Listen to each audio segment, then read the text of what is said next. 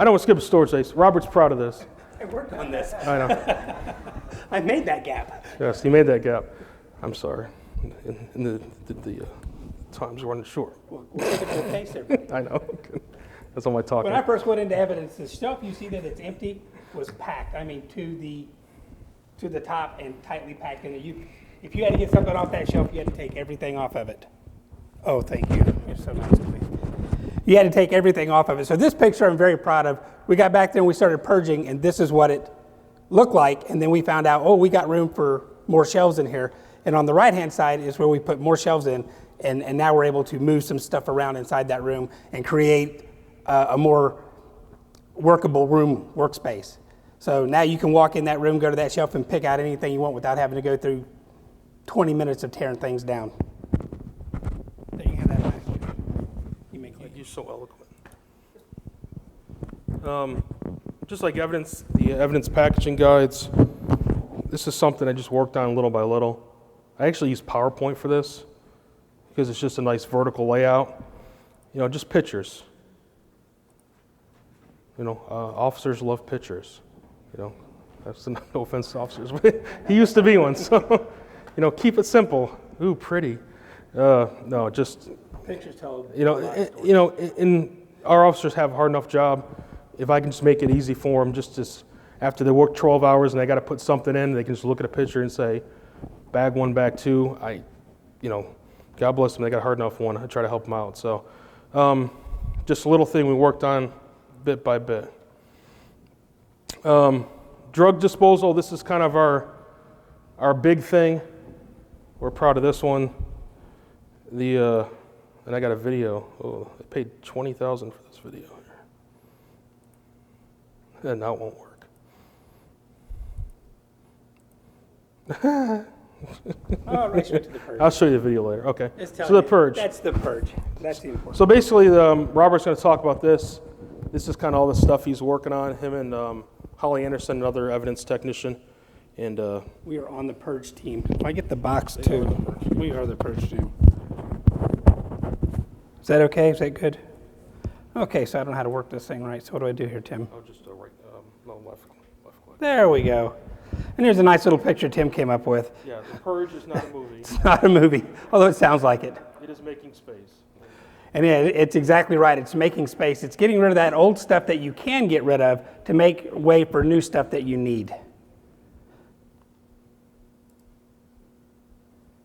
So here, this is our workspace.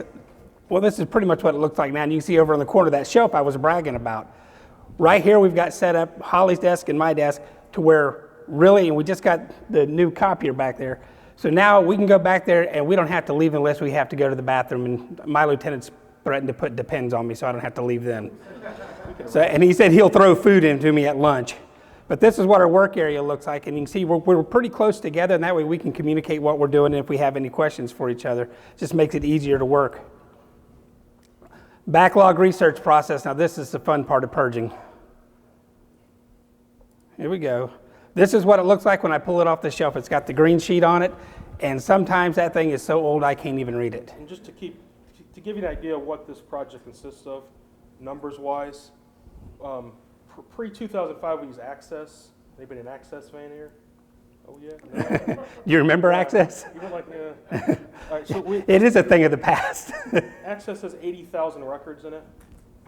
So some of those things are multiple items, and due to some questionable record keeping, we're not quite sure how many of those items are still there. Then from 2005 forward, we have RMS. So between that time and the time the property room opened, there's like 50,000 items in there. So we could have up to 130,000 items. So that's the animal he's... But that's the elephant I'm eating. That's the elephant. Big elephant. Big elephant. So then I look it up here in the Access to find we find out really what it is. Make sure my numbers on this match my green sheet. From there, I get to look up the report to try to find the report. And I can find the report here or in a program called Sire, but I have to look at that report to find out whether we had an arrest, leads closed because of leads exhausted, or just unfounded. And that tells me what I can do with it next. Then I have my spreadsheet. This is the fun thing. And this one here, we put it into, this is the blue line one? Yeah, the blue line. We put it in the blue line. This is an inventory sheet that helps us keep track of the inventory and where we've moved things to. So from there, I get to look it up in RMS. And if it's not in RMS, I get to put it in RMS. Which with the green sheet, this is a process I have to take, and I have to log it into RMS, I have to voucher it in, I have to transfer it in, and then I have to tag it and put it on a shelf. And then I get to look in CJ Leads just to make sure I've got everything right. If we've got an arrest, I have to look in CJ Leads, find where he's been arrested, print that out so that I can have a copy of that to put with my physical evidence so that we know that we're going to be getting rid of this piece of evidence. And then I scan that piece of paper and I put it with the original report back with RMS so it can be found at any time. If somebody needs to know, why'd you get rid of it? I can go right into RMS, type it in and say, there it is. That's why we got rid of it. And then we get the disposition. This, after the CJ Leads and I do this with RMS, I hand it off to Lynn Wilson, and she does all the work on trying to get the dispo from the courts. I don't know how she's doing it, but boy, she's working hard to get it done. And we've had not very many come back, but we've had some done. And then to the trash can. Yeah, and this may seem like, well, this is... Yay, the trash can. That's the part we all like to hear for an evidence. This process is challenging, and they're doing a great job on it, and it seems like a lot of steps, but when you take, something that bag may be 20 years old, and that record, that police report may consist of hammer found in street, and that's all we'll have, hammer. You're piecing a puzzle together, little by little, and that's kind of what those guys do back there, and they're doing a good job at it. And this whole process, and I'm not very quick at it, but it takes me probably 30 to 45 minutes to completely research a process from green sheet all the way through. I think it's like two an hour. 2 items an hour. So, and if I get hung up, oh my God, because I've got to find it. I can't just say, well, too bad, we're not going to do that. So that's it. And the thing that I want to tell you guys is at Asheville, since I've been there, and Tim was there, he was part of the team that hired me in. One of the things he stressed to us is the integrity of that evidence from the time it hits us to the time it has to either go to the trash or it has to go out to court. When we have it, our job is to make sure that the integrity of that piece of evidence cannot be questioned as far as a car or down to a hammer found in the street. That there's no way an attorney can come back and say, oh, we got to throw this out because the people in the evidence room didn't move it right or something. So we're very strong about checking, double checking, and then triple checking our entries. Yeah, we all know it's like that anyway, but just due to what we had to experience in the past, we're trying to still build that back up. Is that it? Oh. Yep, that's you again. Storage, yeah, we're lucky enough to be afforded, we have a federal building, and we have some storage space downstairs. It used to belong to NOAA. They used to keep all the physical, paper records of observational reports for weather down there. So we're lucky enough, going to be moving old evidence there. Nothing that's, nothing high priority like the sex bats or the homicide cases, just things that are kind of open-ended. So we're lucky enough to have that facility there too. I think it's showing my video, jeez. I'm really sad too because you work so hard. I know, I work so hard. Basically, we have I'll show the video. It's got to be on here. He's very proud of it, folks. No, because I get to dress up like a fireman. That's why he's proud of it.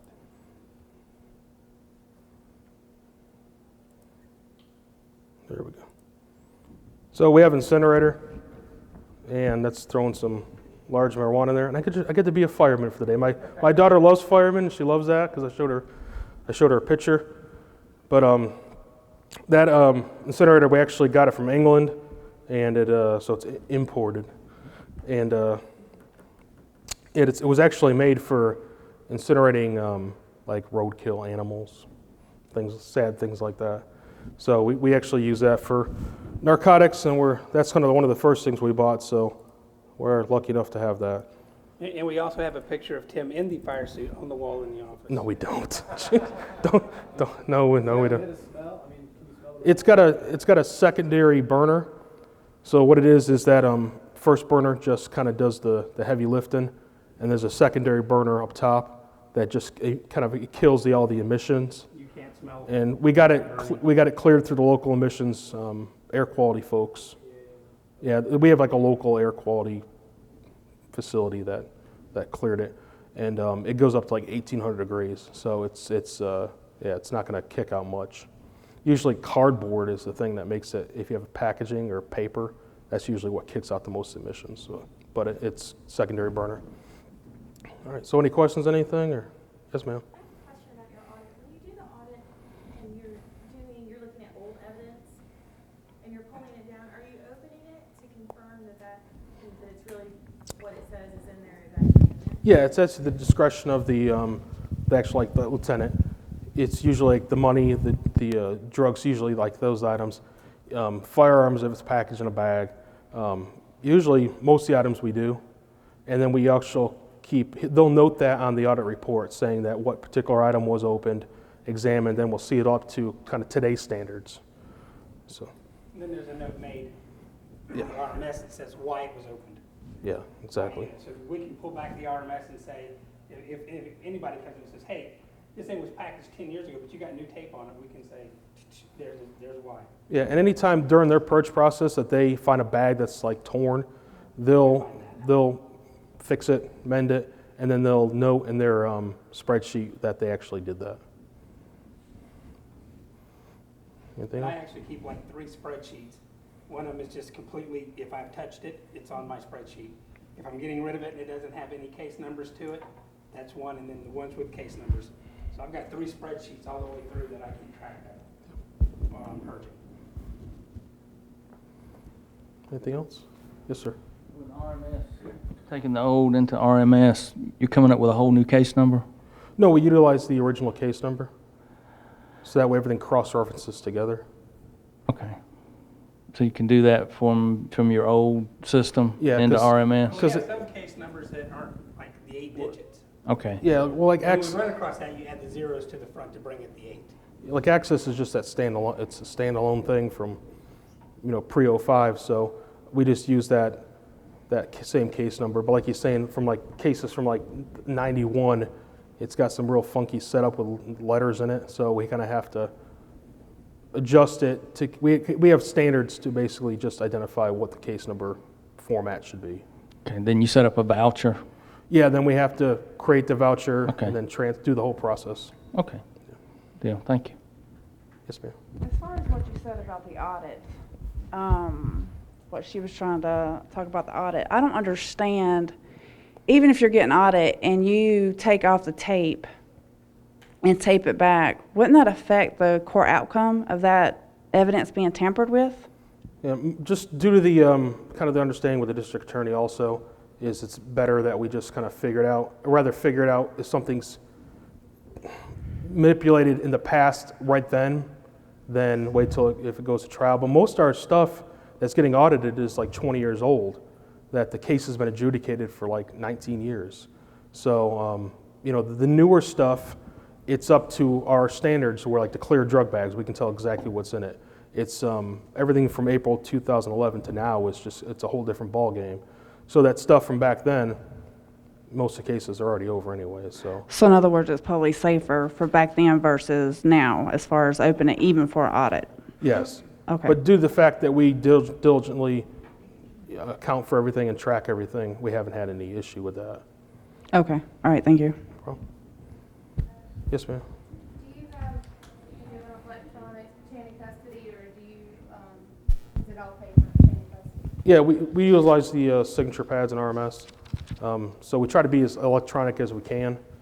Did y'all go did they have the paperless, did you go from paperless to paperless while you've been there? No, we've had the RMS just, as paperless as we've been when I got there, it is now. Like 2011 to now, it's been signature pads, trying to utilize as much as we can to stay away from paper. And everything, all the supporting documentation like Robert works on, we scan to the case file in RMS just to digitize what we can. And just to kind of follow up, you, as an evidence custodian, like you can always, repackage something just not, you don't change what it's in, right? You would want to keep the original package, but you can always repackage, put it in a new package over it and seal it up.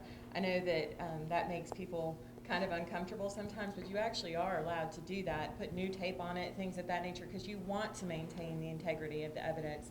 I know that evidence custodians get really nervous about that sometimes, but you really are allowed to do that. You can put it in a new box, you can put it in a new bag, and if it makes you uncomfortable, keep the old packaging. Yeah, And that's- just seal it up, yeah. write on it. When we and- repackage Yeah. something, we keep the old packaging. Yep. If we have to open it up and this bag is just too dried out to repackage it in, we package the old bag with it. Right, And also, like 20-year-old tape just isn't as sticky as it used to. right. So yeah, I mean, thank you for pointing that out, As long as because, you're documenting who's touching it. this is Exactly. the Exactly right. person who subpoenaed the court, so they can come and testify. And we figure- we're in there, we're in the chain of custody. I mean, I know you want to keep it as short as possible, but just due to what we're working with, we kind of have to repair a lot of flat tires, kind of thing. What we do a lot of times, if we have evidence that wants to be examined by a district attorney or one of the defense attorneys, if it's sealed at the top, we'll open it from the side. We never ever open where it's been originally sealed, always find someplace else. I mean, I've had evidence bags where it's been taped on all four sides, I'll rip it right down the middle, seal it back up, and then it gets that point, like they said, put it in a different bag. Yeah, cool. How Yes, do yes. you have access to your property room and how many can open evidence? Only the folks have access, are with the 4 evidence technicians and 2 master police officers. Our sergeant, lieutenant, nobody else has access that doesn't physically work in there. And then, like if we help with audits, so we could always, any one of those individuals can do the same task of opening up. But because we always have the 2-person rule. So there's always 2 of us there physically watching whatever anybody's doing. So who processes your evidence? We have forensics, you mean like forensics processing, or? Right. Yeah, we have forensic science section that would, And do They- they have everything sealed and do they repackage it? yeah, and they, all that? yeah, they, say if they check out a gun to process for prints, they'd